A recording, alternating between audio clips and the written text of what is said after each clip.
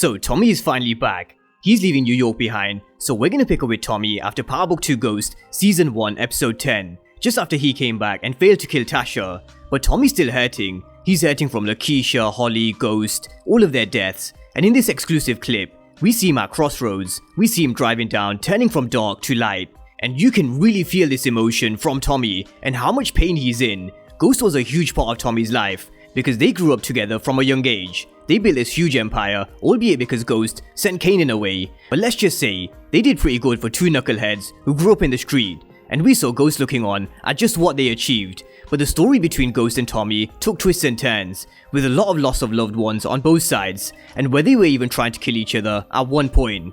But when all is said and done, they were all his brothers, and we can feel the pain, which leads him into taking the turn to Chicago. So why Chicago? Now, I definitely have a theory which involves JP Gibbs, which I'm going to run through in this video. But in this video, we're going to run through all things episode 1, breaking down the synopsis with what we can expect and who we're going to see. Because there's going to be some new players in a new city. There's Diamond, Jenard, the Flynn family, Simon McDougal, Gloria, and JP Gibbs, and probably some more. So we're going to run through some quotes with what we can expect and some images from episode 1 as well. But let's run through the synopsis for a short fuse and a long memory, which reads on his journey to LA. Tommy stops in Chicago, only to discover shocking news about his family. Tommy must decide whether he's gonna force his skeletons back in the closet or put down the roots in the Windy City. So that's the synopsis, and Tommy will be completely out of his comfort zone because New York is all he's ever known. But now he's a free agent with no ties to anyone, and Joseph Sikora said, there's no backup, there's nobody to call, he's gotta do it himself.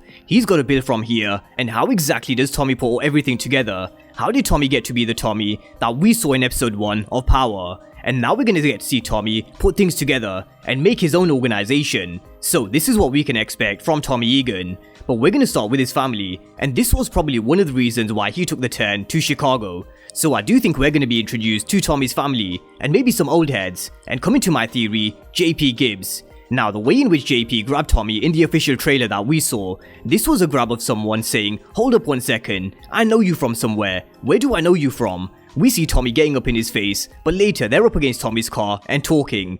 And the reason why I think there's a deeper connection here between JP Gibbs and Tommy is because of JP's character description. It's a very similar background to the troubles that Ghost's father faced, with how his father was being attacked by local gang members. So I do think there's a deeper connection of some sort between JP and Tommy, and where Tommy will stick around to possibly help him. But Tommy definitely brings trouble as well, so I think coming back into the life of JP will bring trouble for JP at some point as well. But Tommy is someone who definitely needs a drink after everything that he's been through. He's also someone who loves his food, especially Jamaican dishes, and someone who can cook Michelin level Jamaican food is Gloria. So one of the scenes that we're gonna see in episode 1 is Tommy meeting Gloria at a bar, and Gloria can probably see the hurt that's in Tommy's eyes, and that's because she seems like someone who's had a very similar trauma in her life, and maybe this is something we'll learn more about as season 1 goes on. But Gloria is someone who's gonna be Tommy's love interest, but can Tommy love again after everything that he's been through? Let's not forget, it hasn't even been that long since he lost Lakeisha, so we're gonna see him looking at a photo of Lakeisha and Cash, but he's also gotta put them in his past. But with Gloria, her life seems like it's complex in so many ways. She seems like she's got an on-off relationship with Vic Flynn, which is definitely one of the reasons why I think Tommy and Vic will be at odds with each other, and also because Walter Flynn will definitely take a liking to Tommy. So with that being said, let's talk about the Flynn family, because Tommy's going to be warned very early on that he doesn't want to be messing with the Flynn family, and it's probably best to leave Chicago after pissing off the Flynns. And this is typical Tommy. What has Tommy done to piss off the Flynn family? We know he's gonna save Jenard, but also bounce with his papers and drugs. And he's also gonna leave his mark on Simon McDougal. So let's talk about Simon. Now, Simon seems to be the muscle for the Flynn family, and someone who doesn't seem to be afraid to make his presence felt. And he looks like he's causing trouble already. And with him being the muscle to the Flynn family, he's definitely gonna get into a lot of trouble, fights, and beef, which means he's gonna come up against Tommy. And even though the Flynn family and Simon don't know who Tommy is, they're about to find out, because Simon will definitely have Christmas cancelled for him. Now, I don't think Simon will be an early death in Power Book 4 Force, but Tommy will be killing someone, because Joseph Sikora teased this in an interview. But that's Simon McDougal, who will definitely get what's coming to him in the first episode. And this brings me on to the Flynn family. At the head of the Flynn family, we have Walter Flynn, then Vic, and Claud Flynn, who seems like she may or may not be in some sort of relationship with Tommy. But Walter Flynn, he's been at the head of the game for around 30 years. And we all know normal drug dealers either end up dead or in jail, so for him to last long, he's done something right. But it's all about to change once Tommy pisses off the Flynn family. Based on the trailer, Walter's gonna ask Claud to find out what she can find out about the mystery man, Tommy Egan. And when they come face to face, Tommy will tell Walter that he's already in hell. And I do think this is why Walter will take a liking to Tommy, because he was once a younger version of Tommy himself, and it's gonna cause a fractious relationship with Vic, as we see Vic and Claud together. And Claud is someone who will probably show from the beginning that she's after this power, someone who's not afraid to roll with the heavy hitters, so she is definitely one to watch as well. But let's talk about the Samson Brothers, because these are two characters who I described in a tweet as two brothers who will definitely be fan favorites, and Joseph Sikora replied with, "I approve." But Diamond, he's someone who's we're gonna first see in prison, and in a recent interview, he said that he's someone who cuts hair. He also has his mentor and father figure type of character who's in prison, who guides him along the right path. So Diamond is gonna be a changed man compared to when he went first inside, and it's been 15 years, and his brother Jenard is gonna be there when he is released from prison.